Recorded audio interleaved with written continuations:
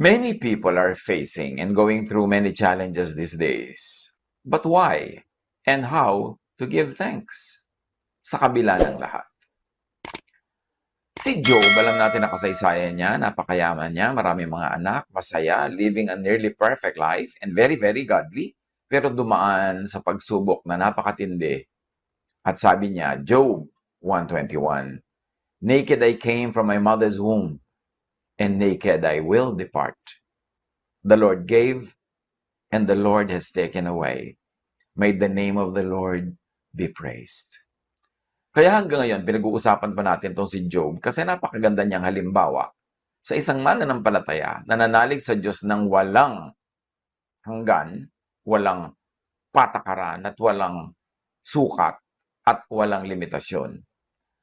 Natanggal ang lahat ng kanyang mga pagpapala, namatayan pa siya ng lahat ng kanyang mga anak, naubos ang kanyang kayamanan, nabalot pa ang kanyang katawan ng sakit, tapos tino-torture siya ng wife niya. Sabi ng wife niya, why don't you curse God and die?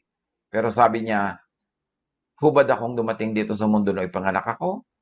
Hubad din akong aalis. Wala rin akong dadalhin. So, lahat ng tinamasa ko sa buhay, lahat ng aking na-enjoy, pahiram lang ng Diyos. At ngayong binawi niya, siya ang nagbigay, siya ang bumawi. Purihin ang Diyos. Purihin ang Panginoon. What an attitude! Halatang-halata na hindi siya masyadong na-attach sa mga ipinahiram sa kanya ng Diyos. Kaya nung binawi, bagamat masakit, syempre, malungkot, pero hindi yun ikinagiba ng kanyang pagkatao, ng kanyang espiritu. Nakatayo pa rin siya sa pananalig, bagamat natural na may dinaramdam. Nasaktan ang kanyang kalooban, pero hindi nawala ang pagtitiwala niya sa Diyos. How can we give thanks? Why should we give thanks sa kabila ng lahat ng nadaranasan ng marami sa ating paligid? Give thanks because it is God who gives and God who takes away. Kung ang Panginoon na nagbigay, ang Panginoon din ang bumawi, alam niya ang ginagawa niya. Nagbigay siya para maging mabuti siya sa atin at pati sa kanyang pagbawi, kabutihan pa rin yun. Hindi lang natin laging kita, hindi lang natin laging naunawa, pero hindi naman gagawa ang Diyos na ikakasama natin. Hindi naman siya gagawa ng sasadyain niyang mapahamak tayo o tayo yung magdusa. Laging para sa ikabubuti natin, bagamat kumisan, hindi laging agad-agad na intindihan natin na yung pala ay blessing. Pagka Diyos ang may gawa, it could not be wrong. It could only be right. It could only be for the best, even better, or for the good. It could only be necessary even. Sometimes it is not the most comfortable. Sometimes ang dealing ng Panginoon sa atin ay hindi yung pinakamasaya para sa atin, hindi pinakamasarap, pero at the very least, yun ang necessary. Yun ang hinihingi ng pagkakataon at siguradong mayroong dahilan. Kaya nga nung sinasabihan si Job ng kanyang asawa na, ba't di mo na lang sumpayin ng Diyos at mamatay ka na dyan? Total, ang dami-dami nang nawala sa buhay natin. Sabi niya sa Job 2:10, he replied, you are talking like a foolish woman. Shall we accept good from God and not trouble? In all this, Job did not sin in what he said. Give thanks because God has a plan for everyone, for you and for your family. Jeremiah 29:11, for I know the plans I have for you, declares the Lord, plans to prosper you and not to harm you, plans to give you hope and a future. May plano ang Diyos. Hindi alatsamba. Hindi siya nagpapabaya. Lagi siyang nakabantay. Alam niya ang nangyayari at alam niya kung anong dapat gawin ngayon para yung plano niya para sa kinabukasan ay maganap. God knows that plan. That plan is to prosper and not to harm you, to give you hope and a future, and all of us. That plan could even be to protect you from calamity that is unseen by you for now. Tulad ni Balaam, Balaam was being saved from going ahead to commit a grave mistake. He was being saved to go ahead to harm and to death. Pero sa biglang tingin, hindi niya yun naintindihan. Alam natin yung kasaysayan. Si Balaam nakasakay siya sa kanyang donkey. Pupunta siya sa pupuntahan niyang ayaw siyang papuntahin ng Diyos. Hinarang siya ng anghel ng Diyos na mayroong hawak na tabak at tatagayin siya. Pero yung donkey lang ang nakakakita doon sa anghel. Umiwas yung donkey hanggang tumama pa sa mga bato at pader yung mga paa at tuhod at binti nitong si Balaam. Nagalit siya sa donkey, hinahampas-hampas niya. Ang hindi niya alam, inililigtas pala siya na mabangga yung anghel na may hawak na tabak. Finally, binigyan ng Panginoon itong si Balaam ng kakayahang makita yung anghel, na yung donkey, nakita na niya. Nauna pa yung donkey. At nakita niyang tama pala yung donkey na iniiwas siyang matuloy. Ganyan din tayo sa buhay. Iniiwas tayo ng Panginoon sa mga panganib, kaya may mga donkey na nagiging protector natin, na sa biglang tingin parang hindi proteksyon, akala natin, kalaban natin. May mga kabiguan na hindi tayo natutuloy sa ating mga plano, pero yung pala, pag nagtuloy tayo doon, may kapahamakan doon. Magtiwala sa Diyos. Bakit? Kasi mahal niya tayo. Kasi alam niya. Kasi makapangyarihan siya. So, pag siya ang may bigay, pag siya ang bumawi, siya ang may kagagawan, this is all for the better and for the best. Ito ay para sa ikabubuti ng lahat ng sangkot. Huwag tayong maging short-sighted at huwag tayong magtiwala sa mabilis lang nating makita maunawa.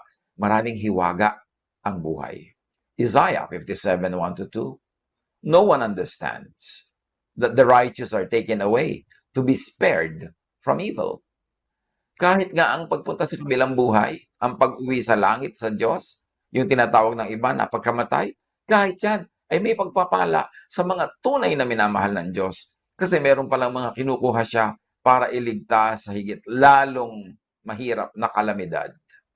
At dahil ang pagbawi naman sa ating hininga, ang pagbawi sa ating buhay ay hindi naman kamatayan ng kahulugan, tayo uuwi sa ating Diyos. Tayo pupunta sa ating Ama. So hindi yun talaga disadvantage. Malungkot lang sa biglang tingin ng mga namatayan, ng mga naulila, pero sa tingin ng Diyos, hindi yun dapat ikalungkot. Pero siyempre, hindi naman masamang malungkot ka kung ikaw yung namatayan, ikaw yung naulila, pero magtiwala pa rin sa Diyos. Because no one understands that the righteous are taken away to be spared from evil. Mas mapapahamak pa pala sila kung nanatili silang buhay dito sa mundo. Although ang nalagot lang naman ay lupang hininga, hindi yung hininga ng Espiritu. God has the best plan for everyone. God has varying and different plans for people. Some are taken away to be blessed in a different way. Some are kept where they are, also to be blessed. Maniwala, magtiwala. Kasi iba-iba naman ang itinakda sa atin sa iba't ibang panahon. Hindi tayo pare-pareho at hindi uniform ang diling ng Diyos sa ating lahat. But if it is God that allows, and especially if it is God that causes it to happen, then wait for the blessing. At kahit wala pa tayong makitang parang, nasa na, bakit nasa yung blessing? Yun lang hindi mo alam na iniligtas ka pala sa possible harm, yun ay napakalaking blessing. Makita mo man o hindi. Ano man ang mangyari, everything that happens is a blessing to those who love God and are called according to His purpose. Different dealings, but the same plan. For the best, tailored to each one. Kanya-kanya tayo ng detalye, pero isa ang general plan ng Diyos. But because, in most cases, we do not see the possible worst or worst case scenarios, we are usually unable to appreciate the deal that God gives us. Halimbawa, nagmamotor ka o nakasakay ka sa kotse na yung pala merong guguhong bundok at matatabunan ka kung natuloy ka doon sa iyong biyahe, pero pinigil ka ng Diyos. Sa bahay pa lang, nasira yung kotse mo, may mga nangyari, hindi ka natuloy, may pumigil sa'yo, hindi ka natuloy.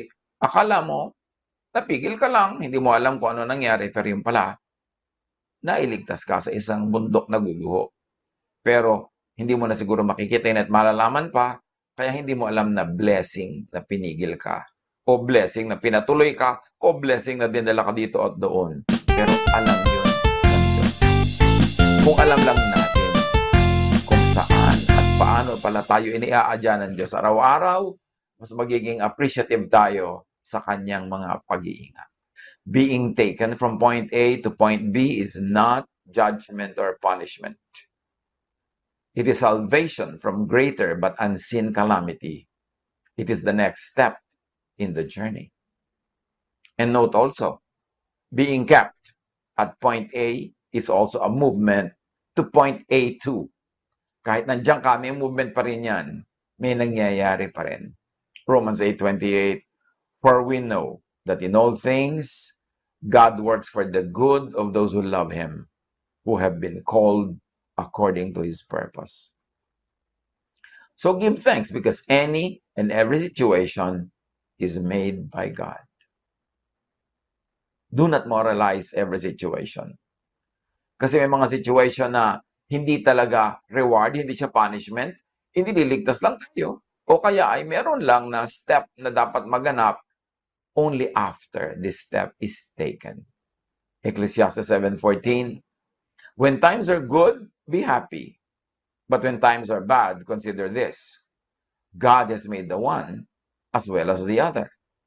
Therefore, no one can discover anything about their future. So, pag daw maganda ang mga pangyayari, magsaya. Pero sa pagtingin mo hindi maganda, isipin mo yan. Diyos din ang may gawa niyan. Ginagawa niya pareho yan.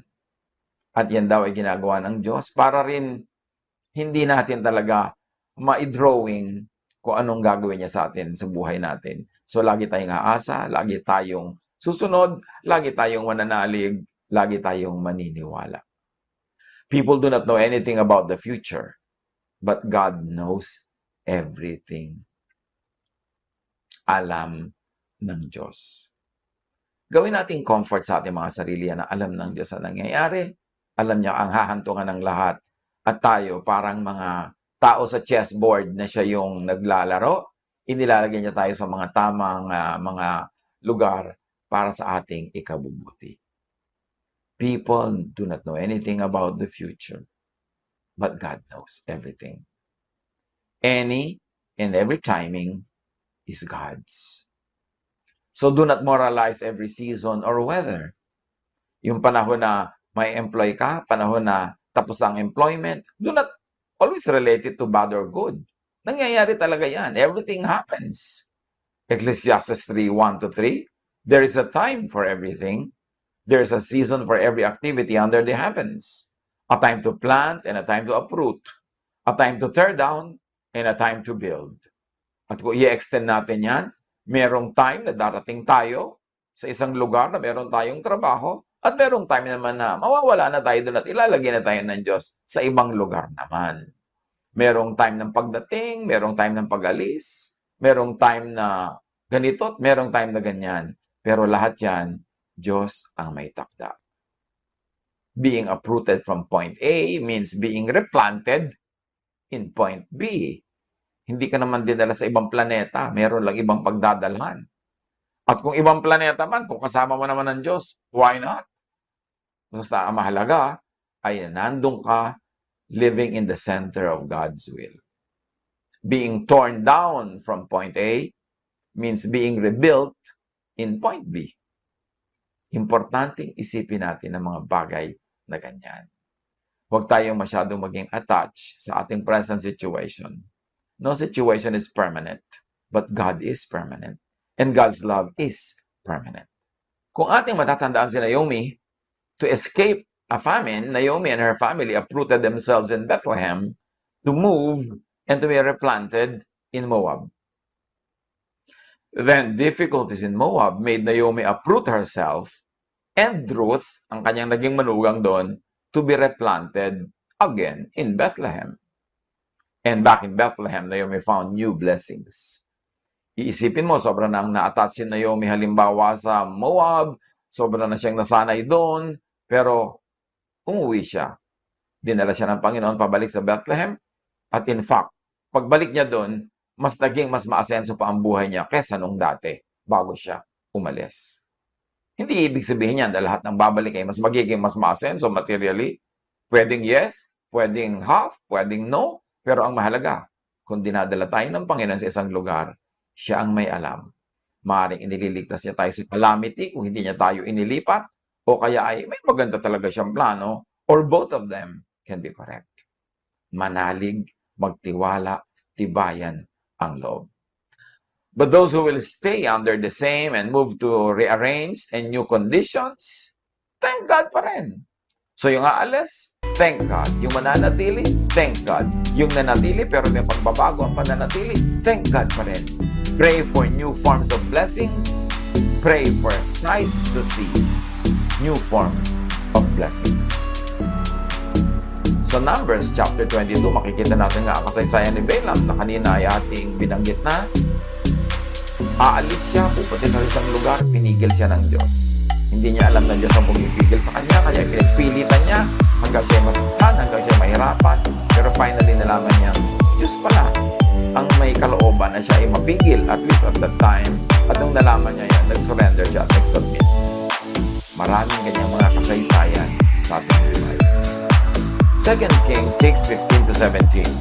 Ang background, si Elijah or Eliseo, sinabi niya sa hari ng Israel, ang kinalalagyan ng mga kalaban, kaya hindi nagtagumpay yung mga kalaban na magapi ang mga hukbo ng Israel. Nagalit siyempre yung mga kalaban ni Elijah at pinaligiran ng lungsod ng napakaraming kabayuhan. Nakakatakot dahil kitang-kita mo yung threat. Kinabukasan ng umaga, lumabas ang katulong ni Eliseo at nakita niya ang maraming kawal. Ang mga kabayo at karwahe niya kapaligid sa lungsod. Sinabi niya, Guro, paano tayo ngayon? Sinabi ni Eliseo, huwag kang matakot. Mas marami tayong kakampi kaysa sa kanila. At siya ay nanalangin. Yahweh, buksan po ninyo ang kanyang paningin nang siya'y makakita. Pinakinggan ni Yahweh ang kanyang panalangin at nakita ng katulong ni Eliseo na ang bundok ay punong-puno ng mga kabayo at karwaheng apoy na nakapaligid kay Eliseo. Dito naman, nakita ng katulong ni Eliseo yung threat, yung mga sundalo ng kalaban. Ang hindi pala niya kita, ay yung nakikita ni Elijah. Nanalangin si Elijah na ipakita rin ng Diyos sa katulong niya ang dapat sana'y makita niya para mapayapa siya. At ibinigay yun ng Diyos. Nakita bigla ng katulong. Ang dami palang nakapaligid sa kanilang chariots of fire. Mga anghel ng Diyos. Mga nag-aapoy na karwahe at mga anghel na nakapaligid kay Elijah para si Elijah ay hindi masugod ng napakaraming kabayuhan na kalaban. So yung visible enemies ang nakita ng katulong kaya siya natakot. Sa buhay din natin, baka mayroong mga visible threats na doon tayo nakatuon, yun lang ang nakikita natin, natatakot ulit tayo. Idalangin natin na makita natin ang spiritual eyes natin na maraming chariots of fire, maraming protectors na binibigay sa atin ng Diyos. Hindi lang natin nakita. So whether we see or not, what we should do is to trust in God. Because God knows His plans for us, God loves us, and God's decisions are always the best for us. Anong application ng mga pinag-aralan natin na yan sa kalagayan ng bawat isa ngayon? Humaharap ang marami sa atin sa maraming challenges.